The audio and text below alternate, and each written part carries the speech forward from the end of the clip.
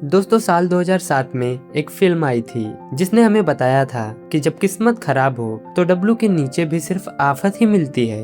हाँ, मैं बात कर रहा हूँ धमाल की। अब साल 2026 में इस पागलपन का चौथा हिस्सा यानी धमाल 4 सिनेमा घरों में आ चुका है। कहानी भले ही नई हो, लेकिन हमारे किरदारों का लालच और उनकी फूटी किस्मत आज भी वही पुरानी है। तो चलिए बिना किसी देरी के शुरू करते हैं धमाल 4 की इस धमाकेदार और हंसगुल्लों से भरी कहानी का पूरा सफर। लेकिन दोस्तों, वीडियो में आगे बढ़ने से पहले अगर आप भी हमारे चैनल पर नए हो तो अभी हमारे चैनल को सब्सक्राइब करें और बेल नोटिफिकेशन को ऑल पे जरूर सेट करें ताकि हमारे लेटेस्ट वीडियोस की नोटिफिकेशन आप तक पहले पहुंचती रहे। तो चलिए शुरू करते हैं। फिल्म की शुरुआत होती है गांव के एक बेहद पुराने, भूतिया और खंडहर हो चुके किले से। इस किले के तहखाने में दुनिया का सबसे शातिर, चालाक और अंतर्राष्ट्रीय स्मगलर डॉन एंथनी अपनी जिंदगी की आखिरी सांसें ले रहा है। एंथनी अपनी पूरी जिंदगी में सिर्फ काले कारनामे किए थे, इसलिए पुलिस और उसके दुश्मन हमेशा उसके पीछे पड़े रहते थे। लेकिन अपनी मौत को करीब देखकर एंथनी को अपनी दौलत की याद आती है। वो दौलत कोई मामूली रकम नहीं है, बल्कि दक्षिण अफ्रीका से स्मगल किए गए पूरे 500 करोड़ रुपए के बेशकीमती चमचमाते असली हीरे हैं। अब एंथनी ठहरा पक्का अपराधी। वो इतनी आसानी से सबको दौलत का रास्ता कैसे बता देता? वो मरते मरते अपने वफादार डॉक्टर के सामने एक बेहद पेचीदा और अजीबोगरीब पहेली यानी सुराग छोड़ जाता है। एंथनी हंसते हुए और हाँफते हुए कहता है, मेरी जिंदगी की सबसे बड़ी कमाई वो 500 करोड़ के हीरे मैंने ऐसी जगह छुपाए हैं जहां मौत और जिंदगी एक साथ मिलकर नाचते हैं। ये बोलने के तुरंत बाद एंथनी की धड़कनें रुक जाती हैं और वो हमेशा के लिए सो जाता है। अब कहानी का रुख बदलता है और एंट्री होती है हमारे पुराने महारथियों की, जो आज भी उतने ही कंगाल और बेवकूफ हैं जितने पहले थे। सबसे पहले बात करते हैं आदि और मानव की। ये दोनों भाई आज भी अपनी बेवकूफ़ी के चरम पर हैं। आदि खुद को बहुत बड़ा मास्टरमाइंड समझता है, जबकि मानव की अक्ल बच्चों जैसी है जो हर बात का गलत मतलब निकालता है। ये दोनों गांव के एक छोटे से लॉज में बिना पैसे दिए रह रहे हैं और वहां से भागने की फिराक में हैं। और दूसरी तरफ है रॉय, जो अब शॉर्टकट से अमीर बनने के लिए एक नया ढोंग रच चुका है। रॉय ने खुद को एक चमत्कारी तांत्रिक और बाबा घोषित कर दिया है और वो अब सीधे साधे अमीर लोगों को बेवकूफ बनाकर पैसे ऐंठने की कोशिश कर रहा है। लेकिन उसकी चालाकी हमेशा उसी पर भारी पड़ जाती है। और अंत में एंट्री होती है गुड्डू की। गुड्डू इन सब से थोड़ा अलग है। वो गंभीर है, शातिर है और बड़े बड़े घोटालों को अंजाम देने में माहिर है। लेकिन उसकी सबसे बड़ी कमजोरी है कि वो बहुत लालची है और अपनी इसी आदत की वजह से वो हमेशा बड़ी मुसीबतों को दावत देता है। किस्मत का खेल देखिए, ये चारों अलग अलग वजहों से उसी सरकारी अस्पताल में पहुंच जाते हैं जहां डॉन एंथनी को मृत घोषित किया गया था। आदि और मानव वहां एक मरीज की जेब काटने के चक्कर में पुलिस से छिप रहे होते हैं। रॉय अपनी एक अमीर क्लाइंट का पीछा करते हुए वहां पहुंचता है जिसे वो डराकर पैसे ऐंठने चाहता है। और गुड्डू वहां किसी पुरानी डील के सिलसिले में एक डॉक्टर से मिलने आया था। जैसे ही अस्पताल के गलियारे में इन चारों का आमना सामना होता है, पुरानी दुश्मनी और बहस फिर से शुरू हो जाती है। वो एक दूसरे को ताने मार ही रहे होते हैं कि तभी अस्पताल के स्पेशल वार्ड से डॉक्टर के चिल्लाने की आवाज आती है। डॉक्टर एंथनी की आखिरी रिकॉर्ड की गई आवाज को एक टेप रिकॉर्डर पर बार बार सुन रहा था ताकि वो सुराग को समझ सके। जब हमारे ये चारों दोस्त उस कमरे के बाहर पहुंचते हैं तो कमरे के अंदर डॉक्टर और नर्सों के बीच किसी बात को लेकर भयंकर लड़ाई और तोड़फोड़ चल रही होती है। बर्तनों के गिरने, मशीनों के बजने और चीख पुकार के बीच टेप रिकॉर्डर पर एंथनी की आवाज गूंजती है। इस भयंकर शोर शराबे के वजह से किसी को भी पूरी पहेली सुनाई नहीं देती। पहेली के अलग अलग टुकड़े इन चारों के कानों में अलग अलग तरह से पड़ती है। आदि और मानव के कान में सिर्फ इतना शब्द पड़ता है, सुल्तानपुर नेशनल पार्क। उन्हें लगता है कि हीरे इसी जंगल के अंदर जमीन में गड़े हैं। रॉय कमरे के खिड़की से सुनता है और उसे सिर्फ एक शब्द सुनाई देता है, जेब्रा।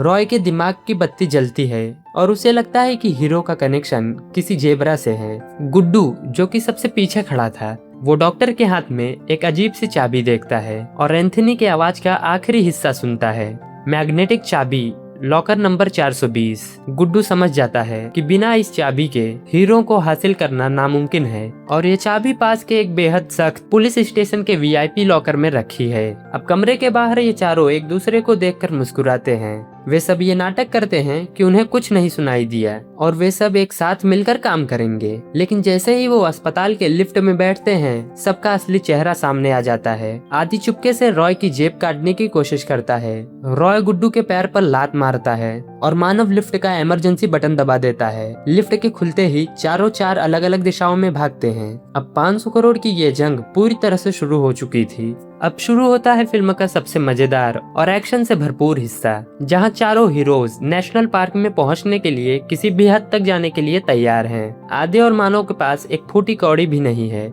वे अस्पताल के बाहर खड़ी एक बेहद पुरानी, खटारा और लावारिस कार को चुरा लेते हैं। आदि गाड़ी चलाना शुरू करता है और मानव बगल की सीट पर बैठकर बेकार की बातें करता है। कुछ किलोमीटर चलने के बाद जब गाड़ी एक पहाड़ी रास्ते पर पहुंचती है तो आदि को एहसास होता है कि गाड़ी का ब्रेक पूरी तरह से फेल हो चुका है। गाड़ी की रफ्तार लगातार बढ़ती जाती है। तभी सामने से एक बहुत गहरी खाई आती है। आदि चिल्लाता है, मानव कूद जाओ, लेकिन मानव कहता है, भाई मम्मी ने कहा था चलती गाड़ी से कभी नहीं कूदना चाहिए। नतीजा ये होता है कि गाड़ी सीधे खाई में गिरती है, लेकिन धमाल के किरदारों की जान इतनी सस्ती कहाँ। गाड़ी नीचे गिरने के बजाय एक बहुत बड़े और मजबूत पेड़ की डालियों के बीच जाकर फंस जाती है। अब कार हवा में झूल रही है। आदि और मानव पेड़ पर लटके हुए हैं और नीचे भूखे मगरमच्छ उनका इंतजार कर रहे हैं। इस सीन की कॉमेडी और संवाद आपको हंसने पर मजबूर कर देंगे। दूसरी तरफ रॉय ने एक बहुत बड़ा दांव खेला है। उसने अपने तांत्रिक विद्या के पैसों से एक बेहद सस्ता और लोकल हेलीकॉप्टर किराए पर लिया है। रॉय को लगता है कि वो हवा के रास्ते सबसे पहले नेशनल पार्क पहुंच जाएगा, लेकिन उसका पायलट कोई प्रोफेशनल नहीं बल्कि एक पार्ट टाइम ऑटो ड्राइवर है जिसने सिर्फ कंप्यूटर गेम में हेलीकॉप्टर उड़ाना सीखा है। सफर के बीच में ही आसमान में घने बादल छा जाते हैं और बिजली कड़कने लगती है। डर के मारे पायलट को दिल का दौरा पड़ जाता है और वो बेहोश हो जाता है। अब रॉय अकेला है जिसे हेलीकॉप्टर का ह भी नहीं पता। वो कंट्रोल पैनल के सारे बटन एक साथ दबा देता है, जिससे हेलीकॉप्टर हवा में कलाबाजियां खाने लगता है। रॉय चिल्लाता है, रोता है और भगवान को याद करता है, लेकिन हेलीकॉप्टर अनियंत्रित होकर सीधे नेशनल पार्क के घने जंगलों की तरफ बढ़ने लगता है। इन सब से दूर गुड्डू सीधा पुलिस स्टेशन पहुंचता है, जहां वो मैग्नेटिक चाबी रखी है। वो पुलिस स्टेशन कोई आम जगह नहीं है। वहां का इंचार्ज इंस्पेक्टर कबीर है। कबीर एक बेहद सनकी, गुस्सैल और कानून का पक्का पुलिस वाला है, जो बात बात पर अपनी बंदूक निकाल लेता है। गुड्डू एक नकली सीबीआई ऑफिसर का आईडी कार्ड बनवाता है और पूरे रौब के साथ पुलिस स्टेशन में दाखिल होता है। वो कबीर को डराता है कि इस स्टेशन में कुछ गैर कानूनी गतिविधियां हो रही हैं और उसे लॉकर नंबर 420 की जांच करनी होगी। गुड्डू अपनी बातों के जाल में कबीर को ऐसा फंसाता है कि कबीर खुद उसे लॉकर रूम तक लेकर जाता है। गुड्डू अपने चालाकी से वो मैग्नेटिक चाबी अपने जेब में डाल लेता है, लेकिन जैसे ही वो बाहर निकलने वाला होता है, कबीर के पास असली सीबीआई हेडक्वार्टर से एक फोन आ जाता है। कबीर को पता चल जाता है कि गुड्डू एक नंबर का धोखेबाज और बहरूपिया है। कबीर चिल्लाता है, इसे पकड़ो, लेकिन गुड्डू स्टेशन की खिड़की तोड़कर बाहर खड़ी एक तेज रफ्तार स्पोर्ट्स बाइक पर कूदता है और वहां से रफू चक्कर हो जाता है। अब कबीर अपनी पूरी पुलिस फोर्स और सायरन बजाती गाड़ियों के साथ गुड्डू के पीछे लग जाता है। फिल्म के इस सीन में सभी किरदार किसी न किसी तरह सुल्तानपुर नेशनल पार्क के अंदर दाखिल हो चुके हैं। जंगल का ये नजारा बेहद खूबसूरत है, लेकिन हमारे हीरोज के लिए ये किसी नर्क से कम नहीं। रॉय का हेलीकॉप्टर एक बहुत बड़े दलदल में क्रैश होता है। रॉय की जान तो बच जाती है, लेकिन वो सिर से पैर तक कीचड़ में सन जाता है। वहीं आदि और मानव भी पेड़ से गिरकर किसी तरह बचते बचाते जंगल के अंदर आ जाते हैं। गुड्डू अपनी बाइक छोड़कर घने पेड़ों के बीच छिप जाता है, क्योंकि पुलिस लगातार उसका पीछा कर रही है। अब शुरू होता है जेब्रा का असली रहस्य। रॉय को लगता है कि एंथनी ने हीरे किसी जेब्रा की मूर्ति या खिलौने में छिपाए हैं। वो जंगल में इधर उधर भटकते हुए जेब्रा को ढूंढने लगता है, लेकिन ट्विस्ट ये है कि इस नेशनल पार्क में एक बेहद सनकी और पागल साइंटिस्ट का गुप्त लैब है। वो साइंटिस्ट जानवरों की जीन और रंग बदलने की अजीबोगरीब एक्सपेरिमेंट करता रहता है। मानव को जंगल के एक कोने में एक जानवर दिखाई देता है। वो असल में एक बहुत बड़ा खूंखार जंगली भालू था, लेकिन उस पागल साइंटिस्ट के केमिकल की वजह से उस भालू के पूरे शरीर पर सफेद धारियां और काली धारियां बन चुकी थी। मानव चिल्लाता है, रॉय भाई, आदि भाई, मुझे जेब्रा मिल गया, लेकिन इस जेब्रा का मुंह थोड़ा सूजा हुआ है।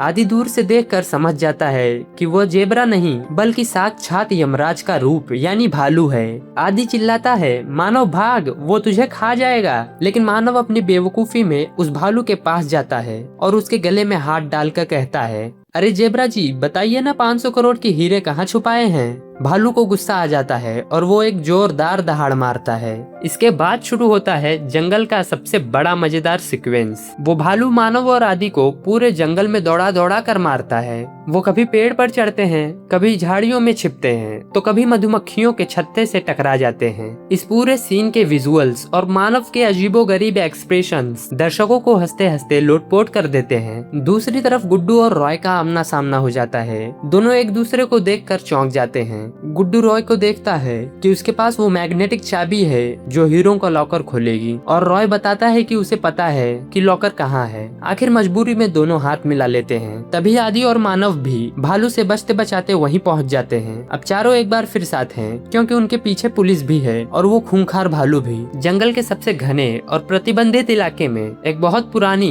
अंधेरी और रहस्यमयी अंडरग्राउंड गुफा है। रॉय की रिसर्च और एंथनी की पहेली के मुताबिक यही वो जगह है जहां मौत और जिंदगी एक साथ नाचते हैं। असल में उस गुफा के मुहाने पर एक बहुत पुराना प्राचीन झरना है जिसके नीचे दलदल और नुकीली चट्टाने हैं, यानी जरा सी चूक और सीधे मौत। चारों दोस्त किसी तरह कबीर के पुलिस फोर्स को चकमा देकर उस गुफा के अंदर दाखिल हो जाते हैं। गुफा के अंदर का नजारा देखकर उनकी आंखें फटी की फटी रह जाती हैं। गुफा के ठीक बीचों बीच एक बहुत बड़ा, आधुनिक और स्टील का बना हुआ तिजोरी जैसा बॉक्स रखा हुआ है। इस बॉक्स के चारों तरफ लाल रंग की लाइटें और बहुत बड़ा मैग्नेटिक फील्ड बना हुआ है। गुड्डू आगे बढ़ता है और कहता है, पीछे हटो तुम सब, असली खिलाड़ी मैं हूँ। वो अपनी जेब से उस मैग्नेटिक चाबी को निकालता है। जैसे ही वो चाबी को लॉकर के छेद में डालता है, गुफा में एक तेज सायरन बजने लगता है। रेड लाइट्स ग्रीन में बदल जाती है और वो भारी भरकम स्टील का बॉक्स धीरे धीरे खुलने लगता है। बॉक्स के खुलते ही उसके अंदर से एक तेज नीली और सफेद रोशनी निकलती है। अंदर मखमली कपड़े के ऊपर सैकड़ों की तादाद में बड़े बड़े चमचमाते हुए हीरे रखे हुए थे। इन हीरो को देखकर चारों के चेहरे खुशी से चमक उठते हैं। आदि नाचने लगता है, मानव ताली बजाता है और रॉय हीरो को चूमने की कोशिश करता है और गुड्डू कहता है कि अब हमारी गरीबी हमेशा के लिए खत्म हो गई। लेकिन तभी एक जोरदार आवाज गूंजती है, हैंड्स अप। कोई अपनी जगह से नहीं हिलेगा। वे पीछे मुड़कर देखते हैं तो इंस्पेक्टर कबीर अपनी पूरी पुलिस टीम और ऑटोमेटिक बंदूकों के साथ वहां पहुंच चुका था। और कबीर मुस्कुराते हुए कहता है, तुम चारों को क्या लगा कि तुम कानून से बच जाओगे? अब ये 500 करोड़ के हीरे कानून के कब्जे में हैं और तुम सब जेल की चक्की पीसोगे। सबके चेहरे पर मायूसी छा जाती है। लेकिन धमाल फिल्म बिना किसी महा ट्विस्ट के खत्म कैसे हो सकती है? जैसे ही इंस्पेक्टर कबीर आगे बढ़कर उन हीरो को अपने हाथ में उठाता है, उसे कुछ अजीब महसूस होता है। वो एक हीरे को अपने दांत से चबाने की कोशिश करता है तो वो हीरा पिघल जाता है। असल में वो हीरे असली थे ही नहीं, वे सब कांच और शक्कर से बने हुए नकली हीरे थे। तभी उस बॉक्स के ऊपर लगी एक बड़ी सी LCD स्क्रीन अपने आप चालू हो जाती है। स्क्रीन पर डॉन एंथनी का एक पहले से रिकॉर्ड किया गया वीडियो चलने लगता है। वीडियो में एंथनी अस्पताल के कपड़ों में बेड पर बैठा हुआ है और हाथ में जूस का ग्लास लेकर जोर जोर से हंस रहा है। एंथनी वीडियो में कहता है, हेलो लालची इंसानों, मुझे पता था कि मेरी मौत की खबर सुनकर तुम जैसे मक्खियाँ और भौरे इस दौलत पर जरूर मंडराएंगे। अरे बेवकूफों, मैं स्मगलर जरूर था लेकिन गधा नहीं था। मुझे पता था कि पाप की कमाई कभी फलीभूत नहीं होती, इसलिए मरने से ठीक 2 दिन पहले मैंने अपने सारे असली 500 करोड़ के हीरे बेच दिए और उस पूरे पैसे को चुपके से अनाथ आश्रम और चैरिटी ट्रस्ट के नाम ट्रांसफर कर दिया। ये जो तुम देख रहे हो ये सिर्फ कांच के टुकड़े हैं। ये खेल मैंने सिर्फ तुम जैसे लालची लोगों को ये सिखाने के लिए रचा था कि मेहनत की कमाई ही सबसे बड़ी कमाई होती है। चलो अब गुड बाय बोलने का वक्त आ गया है क्योंकि ये गुफा अगले 30 सेकंड में ब्लास्ट होने वाली है। एंथनी का ये वीडियो खत्म होते ही गुफा के अंदर लगा रेड टाइमर चालू हो जाता है। 29, 28, 27 पूरी गुफा हिलने लगती है। छत से बड़े बड़े पत्थर गिरने लगते हैं और बारूद के फटने की आवाजें आने लगती हैं। अब हीरो का लालच भूलकर सब अपनी जान बचाने के लिए भागने लगते हैं। इंस्पेक्टर कबीर अपनी पुलिस की वर्दी की परवाह किए बिना सबसे आगे दौड़ता है। गुड्डू, रॉय, आदि और मानव एक दूसरे के ऊपर गिरते पड़ते गुफा के पिछले रास्ते की तरफ भागते हैं। वहाँ एक बहुत तेज बहती हुई नदी है। बिना सोचे समझे अपनी जान बचाने के लिए पांचों के पांचों सीधे उस बर्फीली और तेज बहाव वाली नदी में कूद जाते हैं। फिल्म के आखिरी सीन में दिखाया जाता है कि सुबह हो चुकी है। नदी के बीचों बीच एक बेहद छोटी, टूटी फूटी और पुरानी लकड़ी की नाव तैर रही है। इस नाव में गुड्डू, रॉय, आदि, मानव और इंस्पेक्टर कबीर एक साथ ठूस ठूस कर बैठे हुए हैं। सबके कपड़े फटे हुए हैं, चेहरे पर कालिक लगी है और वे भूख प्यास से तड़प रहे हैं। मानव नाव के पानी में अपनी उंगली डालते हुए कहता है, भाई हीरे भले ही नहीं मिले, लेकिन हमें एक बात तो समझ आ गई। आदि चिढ़कर पूछता है, क्या समझ आया तुझे? मानव मासूमियत से कहता है, यही कि तैरना सीख लेना चाहिए था, वरना नाव चलाने में बहुत मेहनत लगती है। सब एक दूसरे का मुंह देखते हैं और जोर से हंसने लगते हैं। उन्हें समझ आ जाता है कि किस्मत ने एक बार फिर उनका सबसे बड़ा पोपट बना दिया है। इसी मजेदार और कॉमिक सीन के साथ स्क्रीन पर बड़ा बड़ा लिख कर आता है, लालच बुरी बला है और धमाल जारी रहेगा, और फिल्म यहीं पर समाप्त हो जाती है। तो दोस्तों, ये थी फिल्म धमाल 4 की पूरी कहानी। अगर आपको ये वीडियो पसंद आई हो तो अभी इस वीडियो को लाइक करें, चैनल को सब्सक्राइब करें और बेल नोटिफिकेशन को ऑल पे जरूर सेट करें, ताकि हमारे लेटेस्ट वीडियोस की नोटिफिकेशन आप तक पहले पहुंचती रहे। और दोस्तों, जाने से पहले कमेंट में ये बताते जाइएगा कि अगली वीडियो आपको कौन से फिल्म पर चाहिए। तो मिलते हैं आपसे किसी अगली वीडियो में, तब तक के लिए बाय बाय।